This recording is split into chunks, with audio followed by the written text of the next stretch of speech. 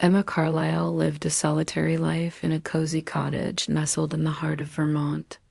The crisp autumn air carried the scent of changing leaves, painting the landscape in vibrant hues of red, orange, and gold, a season she cherished for its tranquil beauty. After years dedicated to her work as a counselor, she had embraced an early retirement, finding solace in the quiet rhythms of her days, reading by the fireplace, savoring cups of tea, and listening to the gentle whispers of the wind. The silence, a comforting blanket, had always made her feel safe. But one afternoon, that peace was shattered as Emma tidied the kitchen. The soft thud of footsteps on her porch interrupted the quiet. A moment later, the tentative knock echoed through the cottage. Visitors were a rarity, making the sound all the more startling. When she opened the door, her breath hitched. Standing before her was Noah, a man now, taller and broader than the boy she remembered. His hair, tousled by the breeze, framed a matured face, and a well-worn duffel bag rested on his shoulder. Her heart skipped a beat. It had been 5 years. "Noah," she managed, her voice barely a whisper. He offered a tired smile. "Hey, Emma, you home?" The last time she'd seen him, he was a quiet, awkward 15-year-old, a foster child seeking refuge after years of instability. For 3 years, she had been his anchor, his guardian. Then college called him away, and their connection, once so strong, slowly faded. Emma had often thought of him, but never truly expected to see him again. "You're back," she said, still reeling from the shock. "Just for a little while," he replied, stepping inside. "Things didn't work out at school. I needed space. A place that still felt like home." "Okay." Emma stepped aside, her hands trembling slightly as she closed the door behind him. The warmth of the cottage enveloped them, yet the air between them felt different now, charged, uncertain. His eyes scanned the familiar living room, lingering on the old sofa, the crackling fireplace, the bookshelf filled with stories he once loved. "Not much has changed," he observed. Emma nodded. "I like it that way." She studied him intently. He had indeed changed. His shoulders were stronger, his features more defined, but there was a quiet sadness in his eyes, a hint of longing. He wasn't just the boy she had raised. He was a man forged by experiences she hadn't witnessed. And she realized she wasn't the same woman either. "Would you like some tea?" she asked, striving for normalcy. He smiled again, a softer, more genuine smile this time. "Yeah, that'd be nice." They sat in the living room, sipping tea as the rain began to fall outside, its gentle drumming making the room feel smaller, more intimate. They spoke of trivial things at first, his college experience, the changing weather, the swift passage of time. Yet, long pauses punctuated their conversation, moments heavy with unspoken emotions. Emma felt a strange warmth stir within her, a pull she couldn't name. It frightened her. Her affection for Noah when he was younger had always been protective, almost maternal. This was different. He was a man now, and her heart reacted in ways she hadn't anticipated. She glanced at him, leaning back on the couch, eyes half closed, his fingers wrapped around the warm mug. There was a softness in his demeanor, a gentleness that tightened her chest. Was it wrong to feel this? She rose abruptly, feigning attention to the fireplace, her hands shaking slightly as she added a log. She could feel his gaze on her, intensifying her unease. "Thanks for letting me stay," he said after a while. "I didn't know where else to go." "You're always welcome here," Emma replied, her voice coming out too quickly, too sharp. She cleared her throat. "You don't have to explain anything." Noah set his mug down and leaned forward. "I didn't just come here because I had nowhere else to go." Emma turned to him slowly. "Then why?" He hesitated. "I miss this place. I missed you." Her breath caught. It was such a simple statement, yet the way he said it, the directness of his gaze, felt like more. It felt like the unspoken beginning of something neither of them had the courage to name. Emma stood for a long moment, looking at the boy who was no longer a boy. The silence between them had transformed. It was no longer peaceful, but charged with questions, emotions, and memories waiting to surface. Finally, she offered a small, hesitant smile. "It's good to have you back, Noah." And deep down, a quiet whisper suggested that her peaceful cottage was about to become a place of profound change. For Noah had not simply returned to a house. He had returned to her, and though she couldn't yet grasp its full meaning, his return was about to unlock a door she believed had been sealed forever, a door to longing, to potential heartache, to something she never expected, love. The days following Noah's return unfolded like the gentle ripples on a calm lake. Emma diligently tried to maintain her familiar routines, cooking, reading, tending to her garden.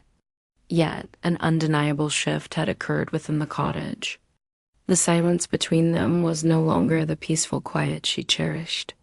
It was now pregnant with unspoken words, with a nascent tension that vibrated just beneath the surface. Emma observed the subtle changes in Noah. He was no longer the tentative, uncertain boy she remembered. A newfound strength marked his bearing, a quiet confidence that was both alluring and unsettling. But it was the softness in his eyes whenever his gaze met hers, a silent plea, a yearning he couldn't quite articulate, that truly captivated her. Sometimes their hands would brush a fleeting contact as they exchanged a coffee mug, a book, or a dish towel. It felt insignificant, yet simultaneously monumental. Emma attempted to dismiss these moments, convinced she was merely imagining things. But late at night, lying in bed, the phantom warmth of his touch lingered on her fingertips. One evening, as the sky outside painted itself in hues of orange and purple, and the air carried the crisp scent of pine, Emma returned from her garden. Stepping into the living room, she paused. Noah sat on the floor, leaning against the sofa, the room softly illuminated by a single lamp in the corner. A movie played almost inaudibly on the television, but his attention was elsewhere. He held a small, intricately carved wooden fox in his hands. Emma's heart skipped a beat. She had carved that fox for Noah when he was 13, a frightened boy afraid of the dark. It was meant to bring him comfort, and he had clutched it tightly for years, until the day he left for college. She had assumed it was long forgotten. "You still have that?" she asked gently, stepping further into the room. Noah looked up, offering a small, almost embarrassed smile. "Yeah, it's silly, right?" "No," she said softly. "It's not silly at all." He turned the wooden fox in his hands. "It used to help me sleep. I'd hold it when I felt scared. Even at college, I kept it next to my bed. It reminded me of this place, of you." Emma felt her chest tighten. She walked over and sat on the couch behind him, a wave of uncertainty washing over her. The room felt heavy, as if the very air held its breath, waiting for one of them to finally speak the truth. "Do you ever think about the past?" he asked after a long silence. "All the time," she replied. "Sometimes I wonder if I did the right thing. If I was enough for you." "You were more than enough," he said quickly, his voice firm. "You are the only person who ever made me feel safe." Their eyes met, his gaze holding hers for a beat too long. Emma looked away, her heart pounding. He stood and moved to sit beside her on the couch. His proximity felt too close, too warm, too intimately familiar. "I was just a kid back then," he said quietly. "But even then, I felt something. I didn't understand it. I thought it would go away, but it didn't." Emma remained motionless, her breath caught in her throat. Noah looked at her, his voice trembling slightly. "I'm not saying this to make things weird. I need you to know I've been carrying this feeling for years." She turned to face him. "Noah, I don't know what to say." "You don't have to say anything," he replied. "I just didn't want to hide it anymore." Emma looked down at her hands, which trembled almost imperceptibly. Her mind reeled, a whirlwind of thoughts about the boy he had been, the man he had become, and her own deeply confused emotions. She had always cared for him profoundly, but now that care was morphing into something she had never intended. This wasn't how things were supposed to go. You were like a son to me, she whispered. I know, he said, but I'm not that boy anymore.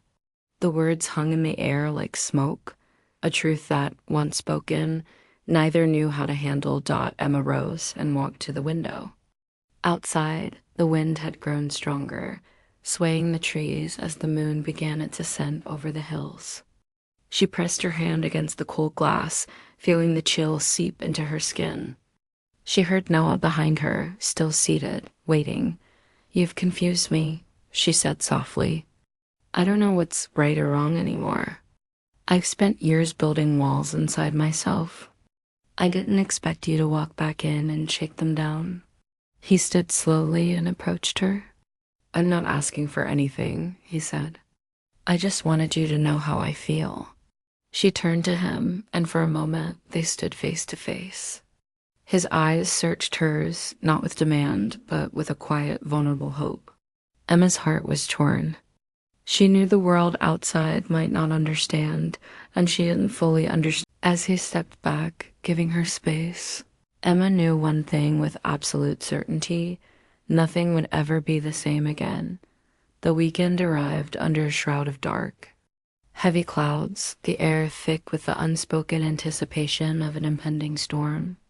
Emma felt an unsettling unease throughout the morning, and by late afternoon, the storm unleashed its fury. Rain poured down in relentless sheets, and distant thunder rumbled, shaking the very foundations of the earth. The lights flickered once, then twice, before plunging the cottage into darkness. Emma lit candles, their soft, flickering glow casting dancing shadows across the room, creating an atmosphere of quiet intimacy. Outside, the wind howled, rattling the windows, but inside, a different kind of stillness settled, a heavy, expectant quiet between her and Noah, who sat on the couch, his gaze fixed on the dancing flames in the fireplace. With no internet or television, only the storm and their unspoken thoughts filled the space. Emma brought over 2 glasses of wine, settling across from him. She hadn't planned to drink, but a tight, restless knot in her chest demanded release. Perhaps a little wine would ease the tension. He looked up at her. Thanks. She nodded and took a sip, the wine warm and smooth, filling the void where the silence had begun to ache. I used to hate storms, Noah said after a while, swirling his glass. They made me feel small, like the world was shaking and I couldn't stop it. Emma glanced at him. You used to cover your ears during storms? A faint smile touched her lips. I remember. And you'd sit with me, read stories until I fell asleep. She looked into the fire. You always seemed stronger than you felt. You just didn't see it yet. He didn't answer right away. The flames crackled softly. Then he said, You were the only one who ever fought for me. Emma's chest tightened. She looked at him, attempting a smile, but her eyes stung. You were worth fighting for. Noah let out a short, joyless laugh. You didn't see what I was really like back then? I saw enough, she said quietly. A long pause followed. Then Noah stood and walked to the window. The rain was falling with fierce intensity now, lightning illuminating the room in quick, stark flashes. He turned, his voice lower, more intense. You know, I've loved you for years. Emma froze. He stepped toward her slowly. Not like a mother, not like a friend. I tried to bury it, tried to date other people, but it never went away. Her heart pounded in her chest. She stood too, but remained near the fire. Noah, you don't know what you're saying? I do, he said, his voice steady, sure. I've carried this for a long time. Emma shook her head. You were a child when you came into my life. I'm not a child anymore. His voice held no anger, only unwavering conviction. But Emma wasn't ready. Her thoughts spun like leaves in the wind. "This isn't simple," she said. "We have history. We have a past that's different." "I know," he said, "but what I feel is real." Emma turned away, walking to the kitchen counter, her hands gripping the edge. She couldn't look at him. Not now. "I've spent so many years telling myself to let go of certain feelings," she whispered. "To stay in control, to be what you needed." "I need you," he said gently. His voice broke something inside her. She looked back at him, tears welling in her eyes. It could ruin everything. Noah walked toward her slowly. He didn't reach out, didn't try to hold her. He simply stood before her, his heart laid bare. "I'd rather be honest than keep pretending," he said. "Even if it hurts." Emma closed her eyes. Her mind screamed at her to step away, to shut the door on this before it spiraled too far. But her heart ached in a way it hadn't in years. She had been alone for so long, so careful, so controlled. But this moment felt real. Messy, yes. Scary, yes, but undeniably real. When she opened her eyes, she saw the boy she had once protected, but she also saw the man he had become, strong, kind, and full of a quiet love that had waited far too long to be spoken. Still, she couldn't answer him. "Not yet," she whispered, stepping aside. "I need time." Noah nodded. "Take all the time you need." He walked back to the couch and sat down. Emma remained by the counter, her heart beating a frantic rhythm. The rain continued its relentless fall outside, thunder rumbling across the hills. But inside the cottage, a different kind of storm had passed, one composed of memories, emotions, and a truth that could no longer be contained. That night, neither of them found much sleep. Emma lay in bed, staring at the ceiling, her thoughts spiraling in endless circles. She recalled his hesitant smile when he first arrived, the fleeting brush of their fingertips, the raw honesty in his eyes as he spoke his truth. She had always believed love adhered to strict rules. But now, she wasn't so sure. Sometimes love didn't ask for permission. It simply arrived, softly, unexpectedly, like a storm rolling over the hills. And once it arrived, it changed everything. The morning after the storm, the rain had ceased. The sky, though still gray, felt cleansed, and a soft fog drifted over the trees surrounding Emma's cottage. Emma stood by the window in her robe, a warm cup of coffee clutched in her hands. Sleep had eluded her. Her thoughts had been too loud, too heavy. Down the hall, Noah still slept in the guest room, the same room he had occupied as a boy. Everything felt familiar, yet utterly transformed.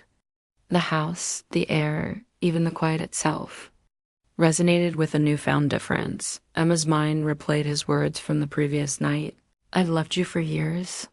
They echoed like a soft, persistent drumbeat.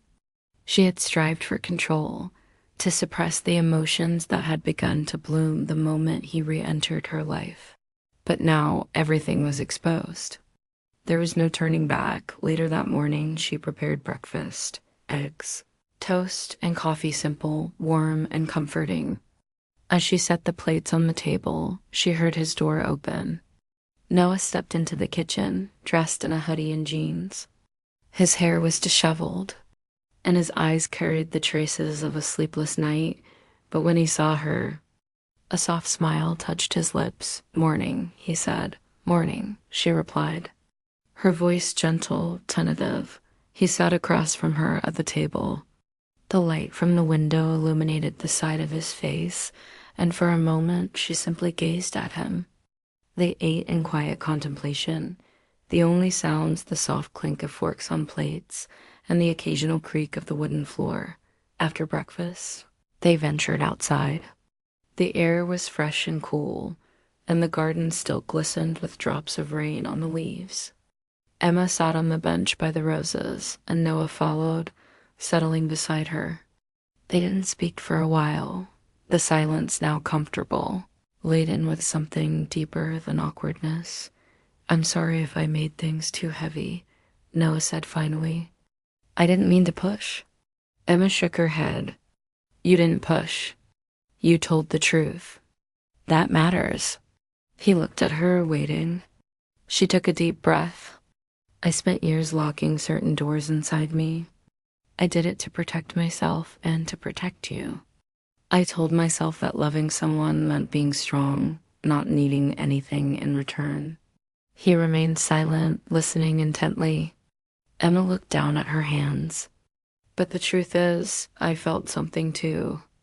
It didn't start as anything romantic, but over time it changed. I ignored it. I told myself it was wrong, that I was too old, that you'd moved on. But when you came back, everything I buried started to rise again." Noah's voice was soft.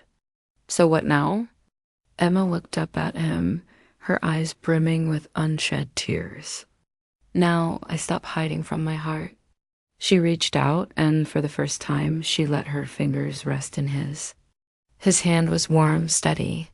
She felt tears gather at the corners of her eyes, but she didn't look away. Noah gently squeezed her hand. "I don't care about the past rules. I care about how I feel. And I've never been more sure of anything."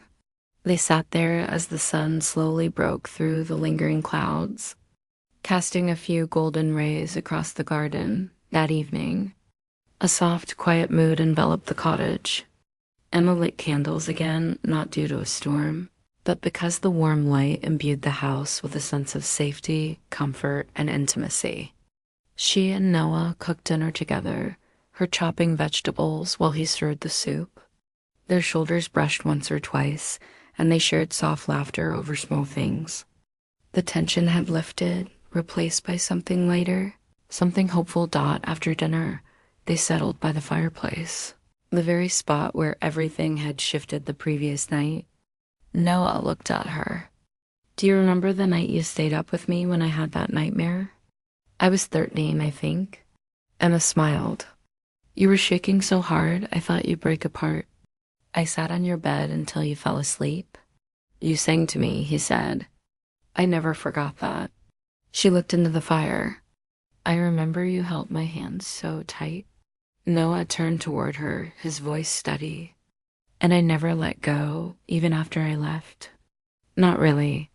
Emma looked at him then. There was no more fear in her eyes, no more guilt. Just the quiet glow of a woman who had finally stopped running from her own heart.